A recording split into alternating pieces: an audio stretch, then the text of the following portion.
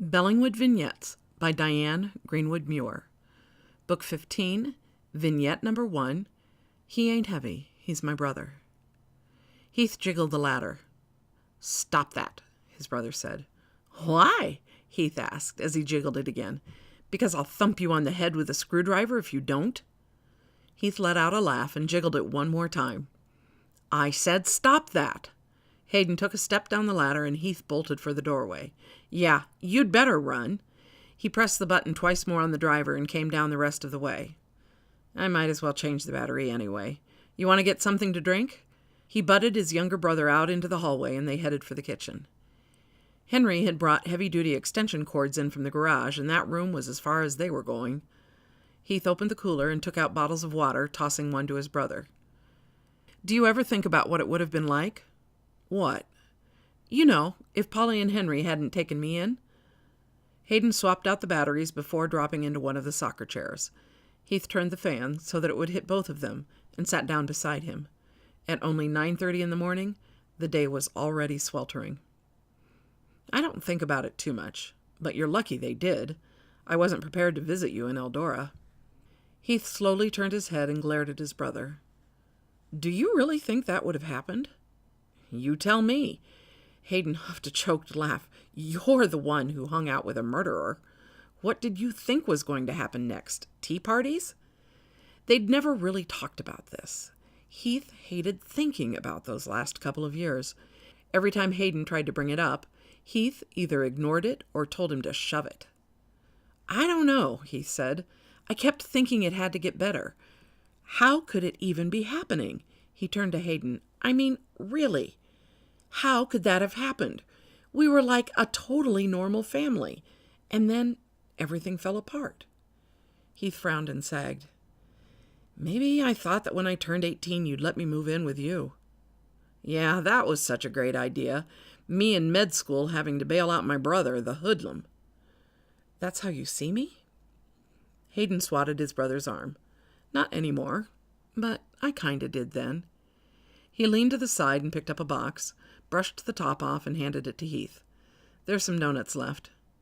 You know, I wanted to help. I just didn't know what to do. When Polly called to tell me you were at Sycamore House, I was ready to just enroll you in Ames High School and figure it out." "You couldn't have helped me," Heath said. He took a plain donut out and handed the box back. Henry had dropped these off early this morning on his way to work.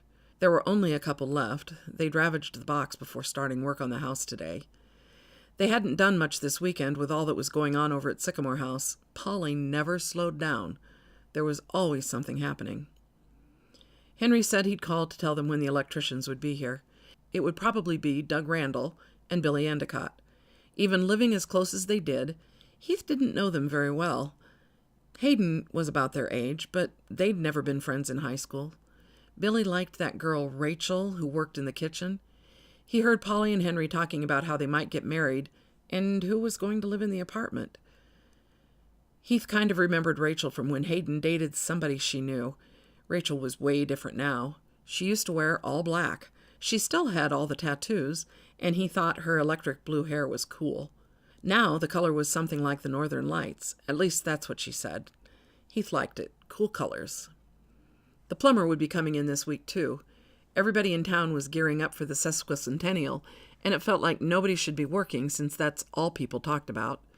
The lamp posts uptown were decorated with banners, and the streets and sidewalks had all been cleaned. A bunch of stores had been painting their doors and the fronts of their buildings. The front windows were cleaned up, and the town was looking good. It was weird to walk around up there. It didn't feel normal. Tons of people were in town, and the parking spots were full all the time. But the celebration stuff didn't really start until Thursday. As soon as they could get some electricity and water into this house, it would make working here a lot easier. "I should have helped," Hayden said. "Helped what?" Heath asked. Hayden looked at him with a frown. "Did you lose your head? We were just talking about it. Helped you get through Mom and Dad's death." "Oh, sorry. I was thinking about getting electricity in here. Polly says they're installing smart wiring just like at Sycamore House. So she can spy on you." "Do you think that's why?" Heath asked. "No, you moron. She's not like that. Haven't you heard her complain about the cameras outside the school?" Yeah, I guess so. Heath put the last bite of donut in his mouth. What happened to that? Hayden put his hand up. Swallow. I can barely understand you. He gulped it down. Sorry. What happened to that girl you were dating in high school? You know, she was friends with that girl Rachel in the kitchen. I thought it was serious. Not serious. I've never had a serious girlfriend. Someday, maybe. What about you? I heard Polly and her friend Lydia talking about how you have girls follow you around at school. Yeah, I think they just like the idea that I used to be bad, Heath said. I'm not falling for that again, especially not after Libby. But that was clear last fall. You really haven't gone out with anyone else? Have you seen me with a girl since you've been home? Well, no. But there's nobody you even like? Not really. It felt good to be talking to Hayden. They talked about a lot of things, but not like this. Do you remember that girl who followed me around when we were in Yellowstone? Hayden asked. Heath laughed. One of their last family vacations. It felt like every time they got out of the car to see something, she showed up. What was her name? Amy Eastbrook. She found me on Facebook. No way. She's still following you? How did she even remember your last name? How did you even know who she was? She made me write my name on her hand one night. That was after she kissed me, Hayden said with a laugh. It's a little creepy. She wanted to know what I was doing and where I lived. And I told her Ames. Then she said she was going to make a cross-country trip and would I be available for dinner some night. What did you say? Hayden shook his head. That was just on Saturday. I haven't said anything yet. I wish I wouldn't have agreed to be your friend, but it's been 10 years.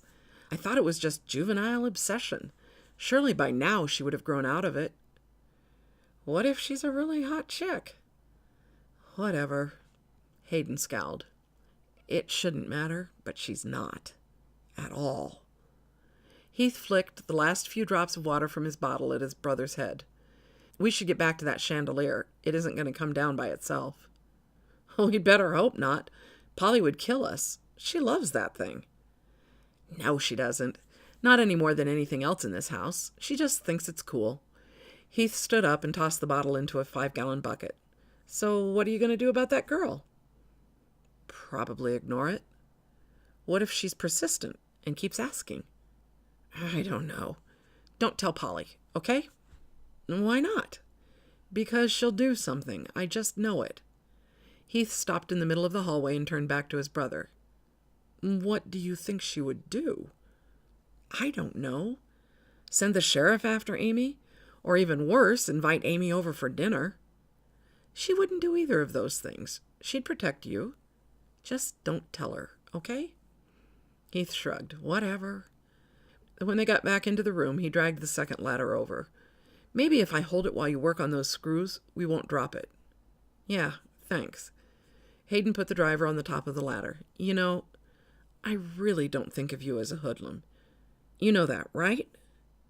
I guess I was last year. It's okay. Hayden reached out and grabbed his brother's arm. No, it's not. You're a good guy. And I'm really sorry that I didn't do more to help you. That's on me. I'm the big brother. I should have been watching out for you. Heath looked at his brother's hand. You really gotta let this go, hey? You keep blaming yourself. I don't blame you. Nobody does. I made a bunch of stupid decisions. That was on me. I guess we're just the loser brothers of the year, Hayden said. I'm not kidding, Heath said, stepping away. You have to stop taking this on yourself. I'm cool with you. Hayden pulled his brother into an awkward hug, then released him. I'm still trying to deal with it. I keep thinking that sooner or later I would have pulled my head out of the sand and realized you needed me. But Polly got there first, and then I wonder, maybe I was just kidding myself. Heath stepped up on the first rung of the ladder, making himself just a little taller than Hayden. He popped the back of his brother's head. What did I tell you about letting this go? Don't you be gib-slapping me, little bro, Hayden said. He jiggled Heath's ladder. What do you have to say for yourself now? You want to start something? Heath asked. Because I can go for it. Right here. Right now. Maybe after we get this chandelier out of the ceiling.